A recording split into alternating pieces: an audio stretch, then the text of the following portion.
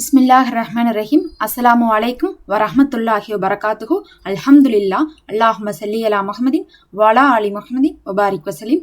இன்னைக்கு நம்ம செல்வம் தரக்கூடிய ஒரு எளிமையான ஒரு அமலை பார்க்க போறோம். நிறைய பேர் பார்த்தீங்கன்னா வீடுகளிலேயே சில பொருட்களை செல்வத்துக்காக வச்சிருப்பாங்க. அதுல ரொம்ப முக்கியமாக அப்பத்த அரபியர்களே என்ன பண்ணுவாங்கன்னா, பன்னீரால எழுதி சில வாசகத்தை வைத்திருப்பாங்களாமா. பன்னீரால குங்குமப்பூவை வச்சு என்ன பண்ணுவாங்க, எழுதி அந்த வாசகத்தை துணியிலையோ அப்படி இல்லாட்டினா பாத்தீங்கன்னா ஒரு இலையிலையோ எழுதி மடிச்சு வச்சுப்பாங்களாமா. அது பறக்கத்தை கொடுக்கக்கூடியதா இருக்கும்னு சொல்லிட்டு பணம் இருக்கக்கூடிய இடத்துல வைத்துப்பாங்க. அதே மாதிரி ஒரு சிலர் என்ன பண்ணுவாங்கன்னு பாத்தீங்கன்னா, தேங்கால என்ன பண்ணுவாங்க, அப்படி இல்லாட்டினாலும் கல்கண்டுல என்ன பண்ணுவாங்கன்னா ஓதி அவங்க என்ன பண்ணுவாங்கன்னா அதை வீடுகளில் வைத்துக் கொள்வாங்க. இதனால பாத்தீங்கன்னா திஷ்டிகளும் களையப்படும், செல்வம் வரக்கூடிய தடைகள் போய் நமக்கு செல்வம் வரும்னு சொல்லப்படுது. இன்னும் இது இல்லாமலும் கிராம்பு, அரிசி, உப்பு போன்ற பொருட்கள்லையும் என்ன பண்ணுவாங்கன்னு பாத்தீங்கன்னா பறக்கத்தான சில வசனங்களை எழுதி அதை என்ன பண்ணுவாங்க வீடுகளில் வைத்துக் கொள்வாங்க, கடைகளில் வைத்துக் கொள்வாங்க. இந்த பழக்கங்களை நீங்க பாத்தீங்கன்னா ஒவ்வொரு ஊர்களில், பாகிஸ்தான்ல ஒரு மாதிரி இருக்கும், இந்தியால ஒரு மாதிரி இருக்கும், கிராமப்புறங்கள்ல ஒரு மாதிரி இருக்கும். அதுல ரொம்ப பறக்கத்தான ஒரு வசனம்னு பாத்தீங்கன்னா குர்ஆன்ல வரக்கூடிய ஆயத்துல் குர்சி அப்படின்னு சொல்லக்கூடிய வசனம். இந்த ஆயத்துல் குர்சிக்கு பல சிறப்புகள் இருக்கு. முக்கியமாக நீங்க தொழில் செய்யக்கூடிய இடமா இருக்கலாம், இல்ல வீடுகளா இருக்கலாம். எனக்கு பறக்கத்தே இல்லை, காசு வந்தா செலவாயிட்டே இருக்கு, வர்ற வழியிலே திரும்ப போயிருது அப்படின்னு சொல்றவங்களுக்கு எனக்கு என்ன பண்றதுனே தெரியல, என்னால வருவாய என்னால அதிகப்படுத்தவே முடியல, கடனை அடைக்கவே முடியல, வருமானமே பத்த மாட்டேங்குது அப்படின்னு சொல்றவங்களுக்கும் இந்த வசனம் ரொம்ப சிறப்புக்குரிய வசனம். இதை பல முறை நபி அவர்களே கற்றுக் கொடுத்திருக்காங்க. ஆயத்துல் குர்சி நம்மளுடைய குர்ஆன்லயே இருக்கக்கூடிய ஒரு மகத்தான வசனமாக இருக்கு.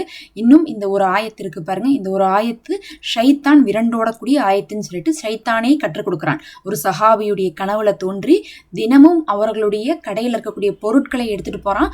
அப்போது அந்த சஹாபி யார் நீன்னு சொல்லிட்டு 3வது நாளாக கையும் களமா பிடிக்கும் போது, நீ இந்த ஆயத்தை ஓது, இதை ஓதுனேன்னா என்னால திருட முடியாதுன்னு சொல்லிட்டு அவன் கற்றுக் கொடுத்துட்டு போயிடுறான். அதுக்கப்புறம் நபி அவர்களிடத்துல சொல்லும் போதுதான் அவன் ஷைத்தான் அப்படின்னு சொல்ல நபி அவர்கள் சொல்றாங்க. சுப்ஹானல்லாஹ். நபி ஸல்லல்லாஹு அலைஹி வஸல்லம் அவர்களே பாத்தீங்கன்னா அதனாலதான் இந்த ஆயத்துல் குர்சியை பாதுகாப்பிற்காகவும் வீட்டுல பறக்கத்திற்காகவும் வீட்டுல ஷைத்தான் வராம இருக்கிறதுக்கும் முசீபத் அண்டாமல் இருக்கிறதுக்கும் நமக்கு தரித்தனம் வறுமை போன்ற விஷயங்கள் இல்லாம இருப்பதற்கும் அதே மாதிரி கடன்களை அடைப்பதற்கும் ஓத சொன்னாங்க. நீங்களும் ஆயத்துல் குர்சியை ஓதியும் வாங்க தினமும். அந்த வீடு பாத்தீங்கன்னா ரொம்ப செல்வம் நிறைந்ததா இருக்கும். இரண்டாவது ஒரு திக்ரு நான் சொல்றேன். அதுக்கு முன்னாடி ஆயத்துல் குர்சியை பாத்தீங்கன்னா எழுதி மாட்டுவதும் ரொம்ப சிறந்தது. அப்ப என்ன பண்ணுவாங்கன்னா, நான் சொன்ன மாதிரி அந்த குங்குமப்பூ இருக்குல்ல, குங்குமப்பூ அப்படிங்கிறது நமக்கு இங்க விலை ஜாஸ்தியா இருக்குது. ஆனா பாத்தீங்கன்னா அரபு நாடுகள்ல அது ரொம்ப மலிவா கிடைக்கக்கூடிய ஒரு பொருள். அந்த குங்குமப்பூவை பன்னீர்ல விட்டு எழுதி என்ன பண்ணுவாங்கன்னா அப்ப எல்லாம் துணிகள்ல எழுதி வீட்டுக்கு முன்னாடி மாட்டுவாங்களாமா. இப்ப நமக்கு பாத்தீங்கன்னா இமேஜஸ்லேயே கிடைக்குது. அதுக்கப்புறம் பாத்தீங்கன்னா ஒரு பேனர் மாதிரிலாம் வாங்கி நம்ம என்ன பண்ண முடியும், மாட்டிக்கொள்ள முடியும். அப்ப எல்லாம் அப்படிலாம் சௌரியம் இல்லை. அப்ப என்ன பண்ணுவாங்கன்னா துணிகள்ல ஆயத்துல் குர்சியை எழுதி அந்த கலர்ல எழுதும் போது குங்குமப்பூல எழுதுனா அது சிவப்பு கலராக இருக்கும். அப்ப பாத்தீங்கன்னா அந்த துணிகள்ல அது நிறம் தெரியும். அதனால எழுதி என்ன பண்ணுவாங்கன்னா வீட்டுக்கு முன்னாடி மாட்டுவாங்க, வீட்டுக்குள்ள வைப்பாங்க. அதுவும் பணம் இருக்கக்கூடிய இடத்துல எல்லாம் பாதுகாப்பிற்காக என்ன பண்ணுவாங்களாமா அது வைப்பாங்களாமா.